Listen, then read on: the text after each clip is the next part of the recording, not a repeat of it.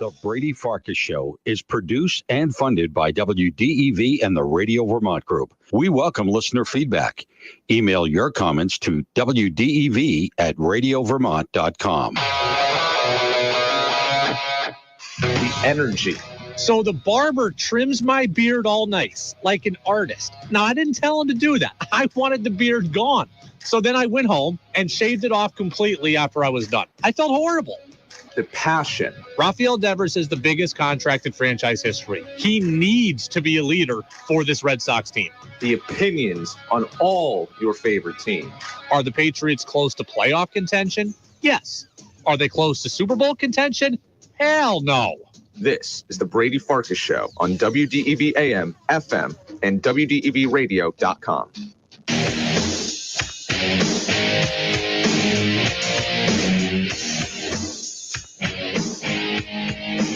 What's up, everybody? Brady Farkas Show on a Friday, TGIF. It is a short show again today, 3 days in a row here, but for good reason. We've got college basketball tonight, more Sweet 16 action, 4 more games, 4 more teams going to punch their tickets to the Elite Eight. And last night was really fun, was it not? You had the first overtime game of the tournament. It's Kansas State beat Michigan State. You had FAU, the 9 seed, clinching its first ever spot in the Elite Eight. And then you had Gonzaga coming from 13 down, getting a great performance from Drew Timme, getting a clutch shot late from beyond the arc to go and beat UCLA. That's compelling drama, and that's why we love this tournament, and I really hope that we get more of it tonight. You can get in on the Napa Morrisville, Napa Waterbury text line, 802-585-3026. It's your locally owned Napa stores in Waterbury and Morrisville. Speaking of Kansas State, by the way, so Kansas State beat Michigan State last night, 98-93 in overtime. It was a great game. This was a couple of days ago. Did you hear what Kansas State's head coach Jerome Tang said? Did you hear what he said about the NCAA tournament? He says 68 teams is not enough in the tournament. He wants more. Did you hear this? I'm all about it. It is so hard to get into the tournament. And I mean, if you look at college football, darn near every team gets to play in a bowl game, and coaches get to keep their jobs. And a lot of guys win and get jobs and lose jobs simply about getting to the tournament or any success in the tournament. And it's such a hard criteria because there's 363 teams playing college basketball. It's not like 120 in college football. So I'm all about it, man. You know, one more game, one more round. Dudes get another couple of years on their contract, and because given enough time, coaches will be successful. That is ridiculous.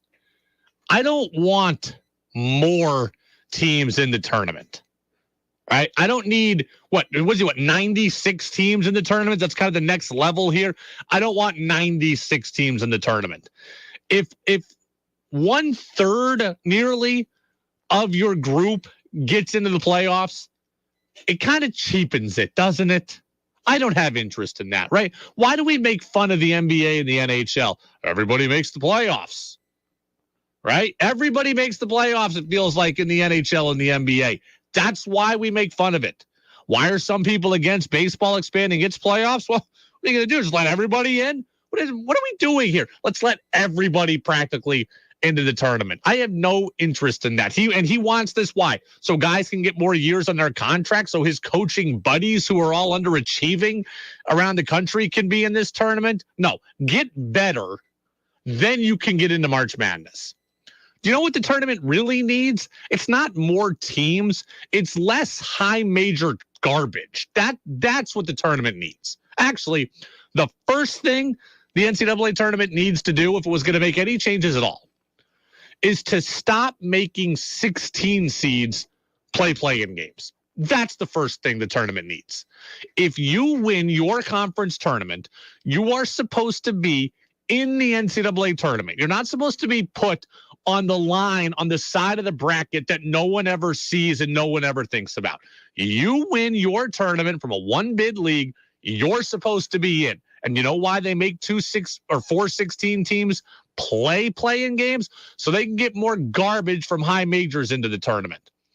Okay, I don't need the 9th team from the Big 12 or the 8th team from the ACC or the 10th team from the Big 10. I don't need that. if you are a 16 seed who won your tournament, you deserve the right to be in the field. And if you go get beat by 85, then so be it.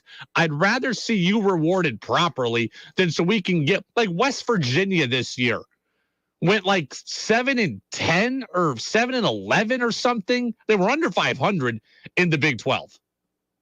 Like a 16 seed had to play a playing game so West Virginia could get in, so that Pitt could play a playing game. No, thank you. So before Jerome Tang says the tournament needs more teams, what the tournament needs is to stop making 16 seeds play playing games. I need less high major garbage also. I don't need more of it. Okay, because if you expand it to 96 teams, they're not going to put in a whole bunch more bubble teams from small conferences that are fun stories. We're going to start getting the entire ACC in. And I have no interest in that. And I hope that you don't either. Scott in South Hero wants to talk about UVM, and we're going to get to that in a second. Again, text line 802-585-3026. Show is brought to you by Fecto Homes. Let's go. 5, 4, 3, 2, 1. And here we go. And the opening thoughts were brought to you on the Brady Farkas Show by Sticks and Stuff and Swanton Lumber, Vermont's most complete locally owned home center with locations in Enosburg, Derby, Middlesex, St. Albans, and at Swanton Lumber. They're online at sticksandstuff.com. So speaking of UVM, which Scott wants to talk about, we spent a lot of yesterday, only a half-hour show, talking about Aaron Deloney of UVM entering the transfer portal. And Scott says, good luck to him. Hopefully he gets to go to the dance again. I had someone reach out to me yesterday and say, Brady, I genuinely wonder what the interest will be for Aaron Deloney. And I'm here to tell you, trust me, Aaron Deloney is going to get plenty of interest, and he's going to get some serious high major interest. That's not even a question in my mind. This really comes down to, what does Aaron Deloney want? Because he's going to have a bevy of choices in a bunch of different categories. Like, right, he very well may explore the transfer portal and decide that UVM is where he wants to be. And that's great for all of us if he does. If he decides to come back to UVM, that's awesome for the fans. But if he truly chooses to leave, he is going to have a lot of different interests in a lot of different categories.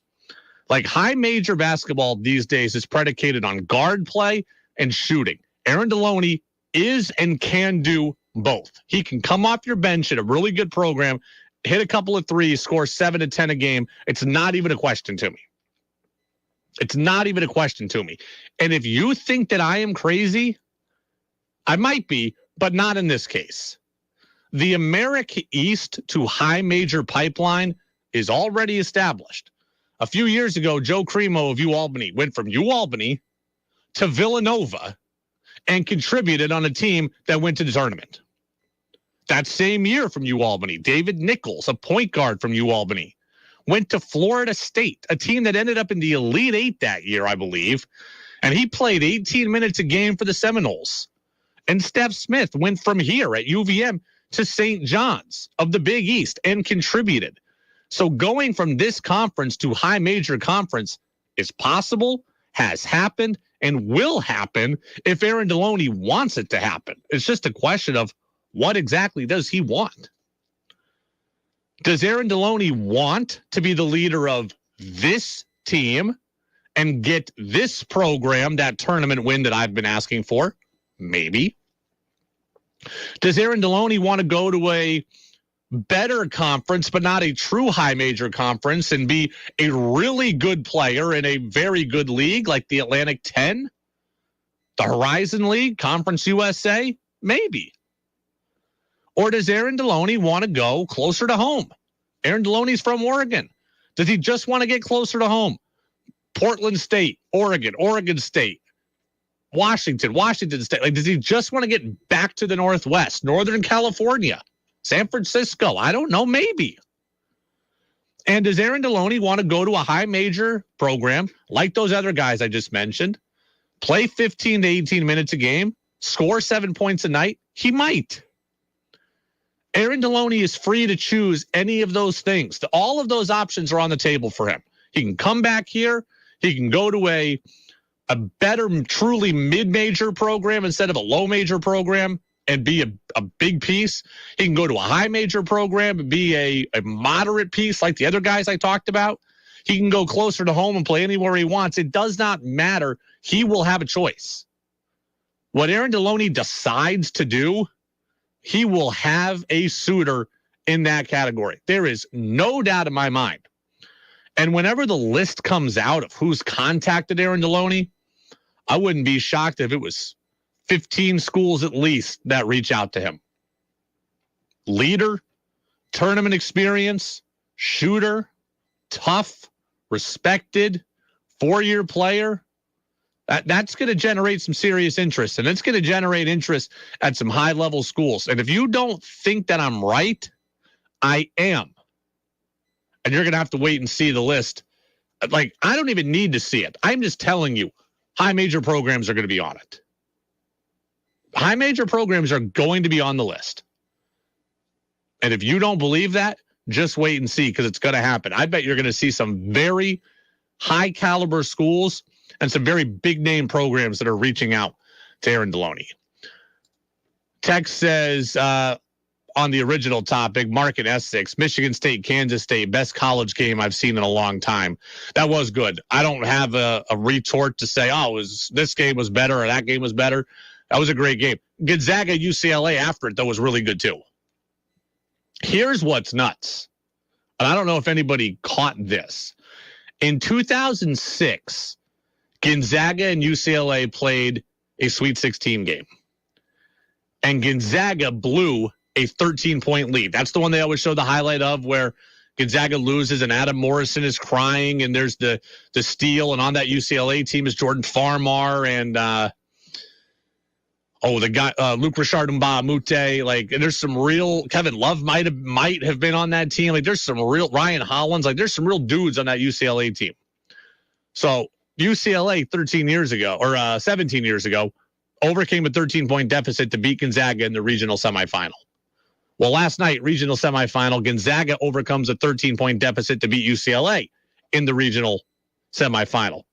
Completely the exact same situation, but in reverse. And those back-to-back threes late in that game, I don't know how many of you were up watching that. That's what the tournament's all about. I mean, you get Drew Timme, who carried Gonzaga, like just carried them. He gets to the line to try to ice the game, misses both free throws. So you go from hero to GOAT in a heartbeat. UCLA hits a three that could win them the game. Gonzaga comes down, hit a three that does win them the game. Like that is college basketball theater at its finest. All right, I want to get back to the UVM stuff for a second. This is another text. Bob in Burlington. Brady, why are you trying to push Aaron Deloney out the door? So he's going back to what I said a few days ago about how I would advise, if I were him, I'd transfer. I am not trying to push Aaron Deloney out the door. I would love for Aaron Deloney to stay. UVM needs him as a player. It'd be one less piece for them to have to get, one last hole for them to plug. It would be great for the program if Deloney stayed here. But I'm 33 years old. I've also lived enough life now to have a little bit of experience, and I know a little something about goals and about dreams. If I were Aaron Deloney, I'm not trying to push him out the door. I wouldn't want him to miss his shot. Sometimes you only get one shot to accomplish something great. And in this case, this is Aaron Deloney's shot. He's a senior. He's got 1 year left to accomplish something great in college. He will never get this chance again. I would want him to be able to take it. I mean, do you think that Aaron Deloney sat up at night as a kid and dreamed about playing 3,000 miles from home in the America East? Or do you think he dreamed about going to the NBA and playing in front of a sold-out crowd and silencing a whole crowd? He probably won't get to the NBA. But you know what the next closest thing is? Is playing high major basketball and doing the same thing. Right? I got to imagine Aaron Deloney's hopes and dreams were about playing at as big a spot as he could get. in front of a sold out crowd, 15, 20,000 people, and hitting a big shot to shush everybody in the gym. He's not going to get that here, but he could get it in the Pac-12 or in the Atlantic 10. He could get that there. And I wouldn't want him to miss out on his shot. Okay? You get that memory. You play on a bigger stage, chance to go deeper into March Madness. If I were him, I'd want that shot. And look, before I came to WDEV, I got offered an amazing job opportunity. An amazing job opportunity. And I turned it down. Now, I'm really happy with my life, and I'm really happy with where I've ended up professionally. And I'm really lucky that this amazing place of WDEV found me. But that opportunity that I turned down, it's never coming back again. And I have thought at night sometimes, what if I had taken that? What would have happened if I had taken that? Where would I be if I would have taken that? How much money would I have made if I had taken that? I've thought of that. So yeah, using my own experience as a guide, I'm saying if I were Aaron Deloney, I would take it. He may end up coming back here and being perfectly happy, just like I came back here and am perfectly happy. But at some point, you're going to wonder, what if I have, and I don't want him to have to. So yeah, this is his shot. I would take it. He's done everything he can do here almost. Right? He's done almost everything he can do here. He's taken the program to almost its ceiling. He's been here for 4 years. He's been a good soldier. He's stuck it out when he hasn't played much or hasn't played well. He's respected. He's a leader. His coaching staff loves him. He's given 4 years to the program. He's shown loyalty. He doesn't owe this program anything more than that. So if he wants to leave, I'm good with him leaving. I would love for him to stay, but if he wants to leave, he should, and he's going to have serious offers. Kind of on, by the way, on a UVM note, on the women's side of things, congratulations to Deloney Richardson and Emma Utterback. Both of them are also going to be graduate students next year, and they are coming back to UVM, and that is great for the program. Right? This is a program now that is on the ascent, that just won its league, will have a chance to win its league again, and it's going to be able to bring back the whole crew next year. Utterback, Richardson, Olsen, Gilwey, going to bring them all back. Bellavito, and that's huge. For that program, it's huge to bring the band back together. And I'm happy for Deloney Richardson and Emma Utterback that they have clarity on their situation, and I'm glad for the program and the fans that they get them back. I saw a tweet at me earlier today. I said, like, it's great news that the women's players are coming back. Texter says to me, your reaction here is hypocritical. How can you say this is great news, but you encourage Deloney to transfer? Shouldn't you encourage both of the women's players to transfer too by your logic? One, I didn't give direct advice. I didn't put myself in the women's players' shoes. I only ever put myself in Deloney's shoes. So I didn't put myself in the women's players' shoes. But I said it's great news for the program. And it is great news for the program. That's not a lie. That's not wrong. And if Aaron Deloney came back, I also say great news for the program. Okay?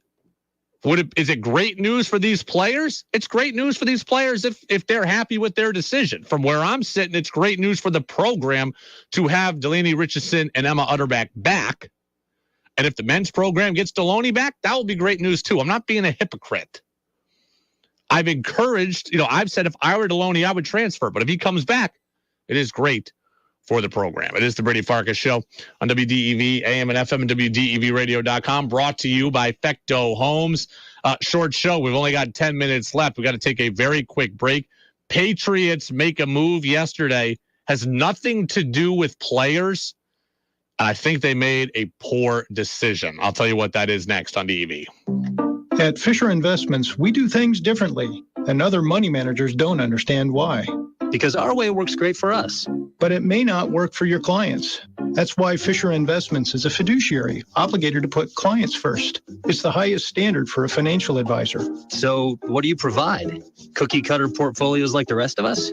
No cookie-cutter portfolios here. Fisher Investments tailors portfolios to meet each client's goals and needs. But you do sell investments that earn you high commissions, right? And make commissions when you make trades for your clients? No, Fisher Investments doesn't sell any commission investment products, and we never earn commissions on trades. So what's in it for you? Fisher Investments fees are structured so we do better when our clients do better. When it comes to helping clients achieve a comfortable retirement, we're clearly different. Visit FisherInvestments.com to find out why investors like you switch to us. Fisher Investments, clearly different money management. Investments in securities involve the risk of loss. Are you looking to get rid of your used mobile home? Here at Fecto Homes, we don't just sell new mobile homes, we also buy used.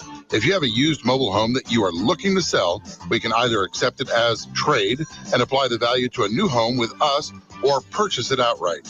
We offer fair prices and quick removal of your mobile home. So reach out to us for a quote today. Fecto Homes, 350 River Street, Montpelier, or visit us at fectohomes.com for more information. New England Municipal Resource Center, NEMRIC, supporting strong communities by helping local governments since 1986. Hey everybody, I'm Lee Cattell. Have your lunch with Brady, Farkas, and me weekdays on the Midday News Service. The latest local news, Brady's sports report, Roger Hill updates from the Forecast Center, plus business, interviews, and breaking news as it happens. The Midday News Service, weekdays during the noon hour on Vermont's news and sports leader, WDEV FM and AM. Streamed at WDEVradio.com. The Brady Farkas Show now has an interactive text line, so reach out now at 802-585-3026. Now it's back to the Brady Farkas Show on WDEV AM, FM, and WDEVradio.com.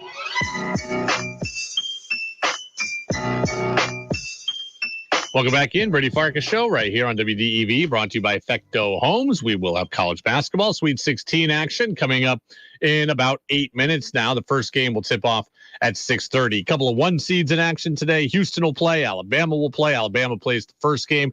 The first game of the late block is the underdog Princeton Tigers. Scott says, let's go Tigers. They're taking on Creighton. The late game is actually the game I'm looking most forward to, Texas and Xavier. I think that should be a really fun game. Before we get you out there, I got to mention this. Patriots made a mistake last night, and it has nothing to do with player acquisition or anything with player personnel. It has everything to do with coaching. It has everything to do with Bill Belichick. Yesterday, the Patriots named Joe Judge an assistant head coach. Now, it seems like more of an advisory role than anything, but no matter what it is, the Patriots made a mistake. Here's Tom Kern of NBC Sports Boston saying what he thinks this decision means.